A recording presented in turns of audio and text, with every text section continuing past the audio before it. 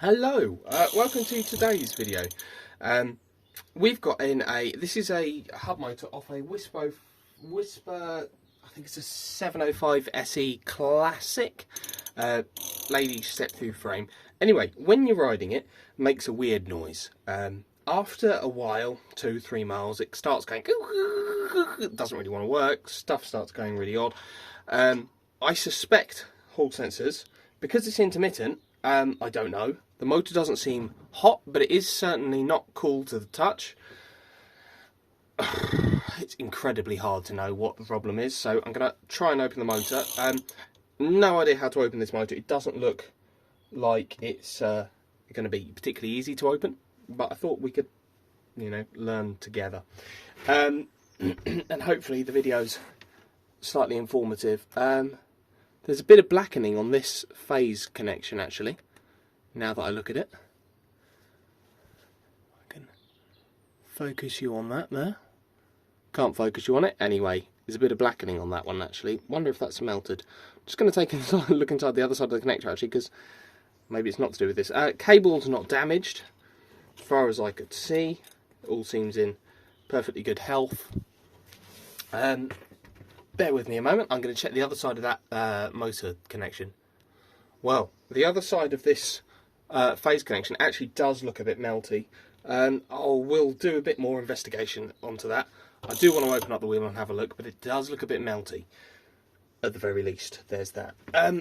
Also, I want to know how to open one of these motors. I did call Wisper, they were super helpful. They said you've got to put it in a vise and spin it or something, but I'm pretty sure that's from this side. This side undoes, because this one there's no there's no separation on this side. I think this side cover comes off, it unscrews off the side of the motor. So to get that off, we've got a nut, washer, tab washer, and another nut.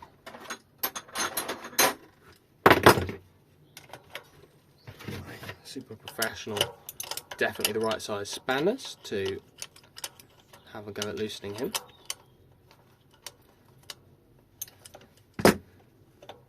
Goes.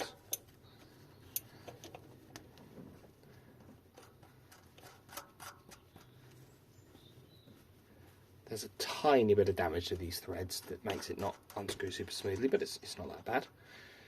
And then it looks like we've got another washer. And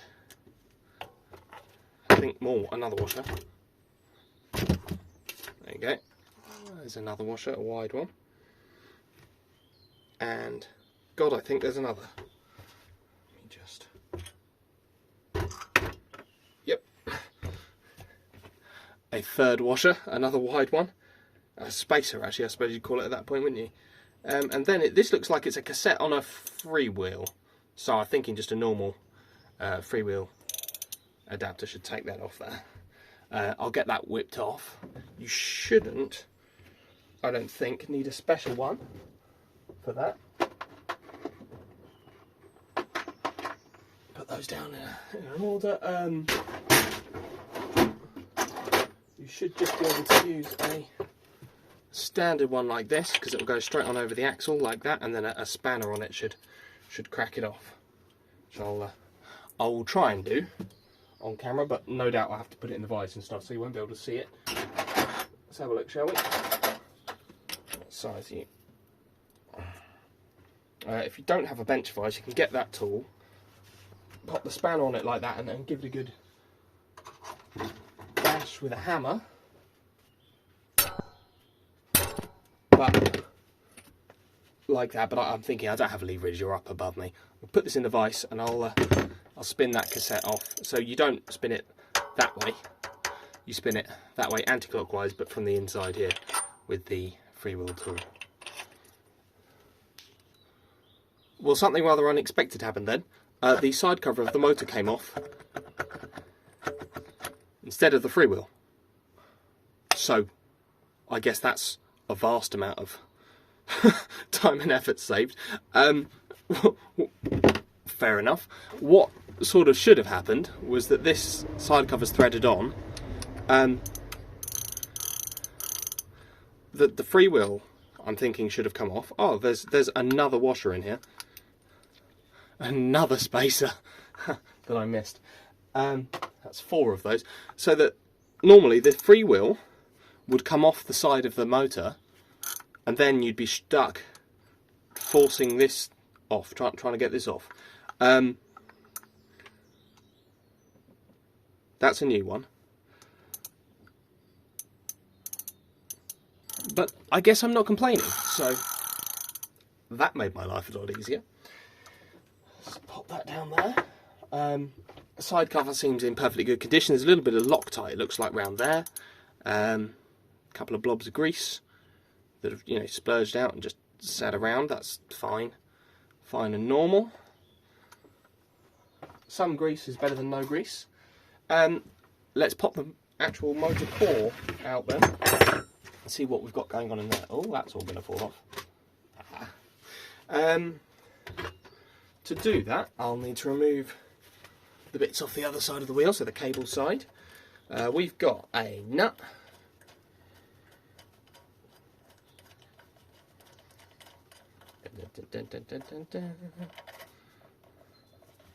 Washer, tab washer, and then another nut.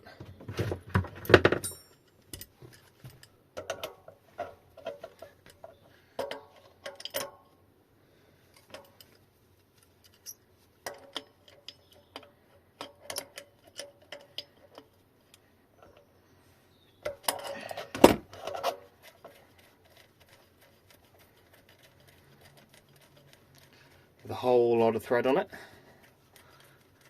This is a weird width, this motor as well. It was like a 150mm width on the dropouts, not the normal 135.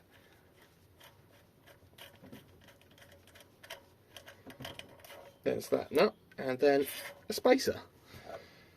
So what I'm going to want to do is put these down in order of how they came off, so that I can't put them all on backwards or anything.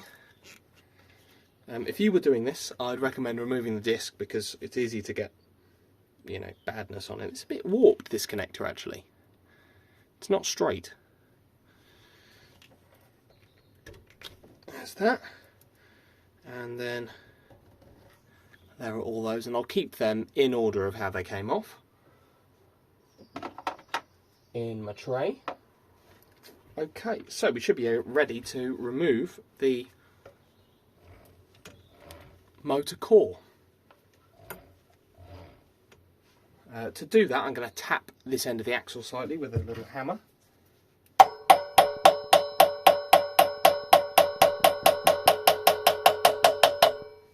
There's a little bit of movement there. There it goes. Just gently. We don't want to round off the end of that there. Okay, spin around for you. Right, let's have a look.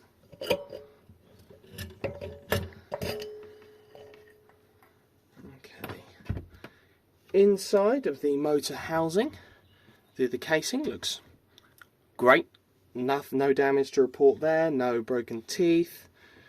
A bit lackluster on the grease, but you know, if this bike's, I don't know, 6, 10, 15 years old, I'm not too sure exactly how old it is, but you know, anything over a couple of years old, the grease is probably, you know, will splurge down to the side, and some is better than none. We'll re-grease it before I put it back together anyway. I'll get that out of the way.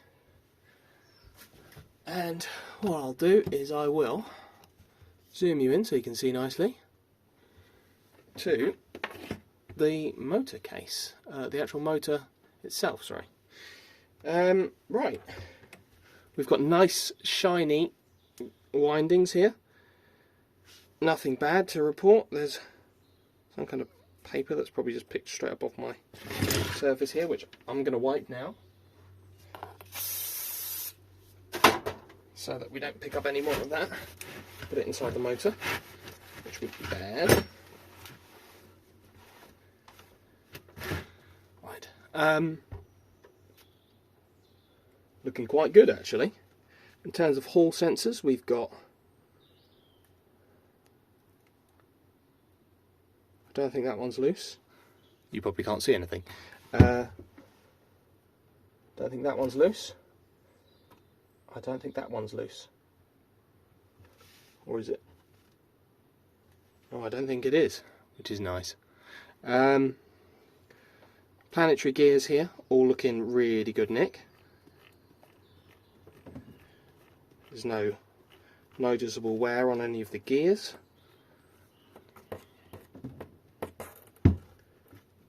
No. As I say, bit lackluster on the grease, but that's fine. There's no woodruff key in here, but I'm guessing there shouldn't be one. I'll pop this off so we can have a look. See what we can see.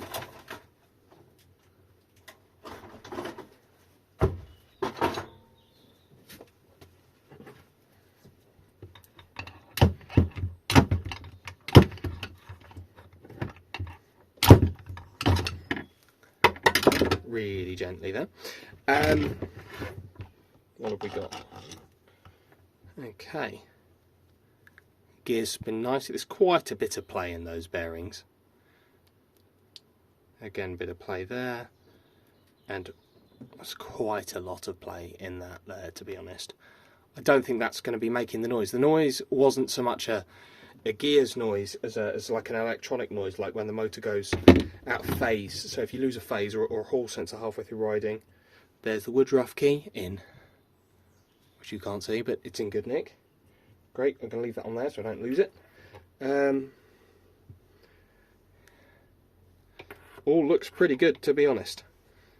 This I think has been done for balancing. Quite often you'll see spots like this drilled out where maybe the casting wasn't perfect, and they've spun it and balanced it a bit like how you balance a tyre. I think instead of adding weight though, they take it out. As far as I'm aware, that's what that's for. Screws all around here, not sure what they're for. Maybe this outer magnet section attaches to this inner part here. I'm not going to bother taking it apart quite that much though, so shouldn't matter. Interesting. And we've got, yeah, quite nice, shiny looking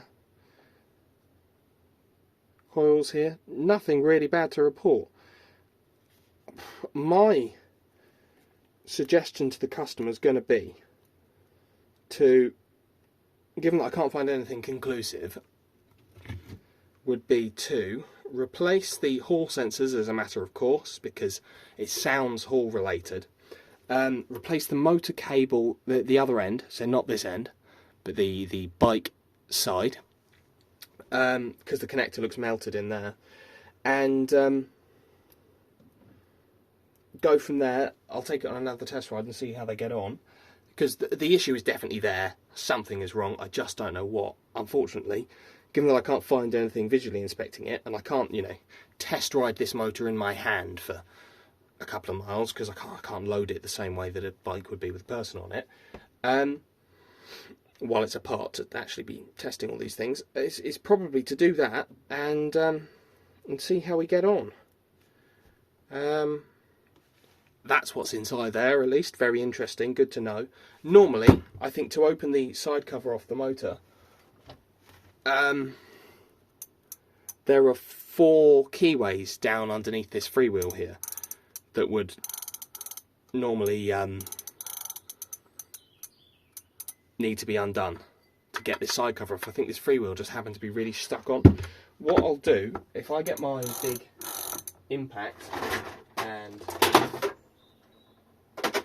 the freewheel tool, I'll try and remove this off here.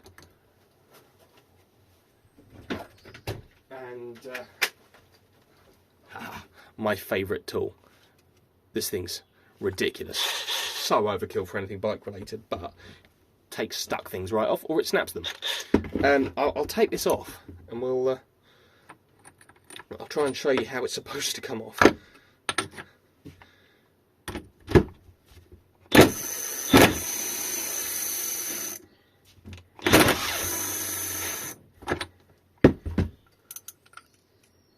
Now I'll have to hold this in the vise with cloth or something so that I don't damage anything too much.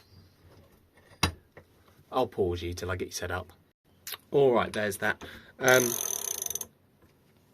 This may go horribly wrong.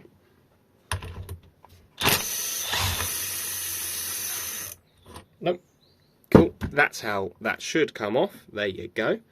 So this looks like a cassette on a freewheel adapter, which I think I've seen before, but basically it's a way to get more than 7 speeds easily onto a freewheel mount on one of these. And here's the model number of the motor hiding. Oh, there we go. That's not been off in a while, has it? Ever, probably. Give that a bit of a clean up while it's off.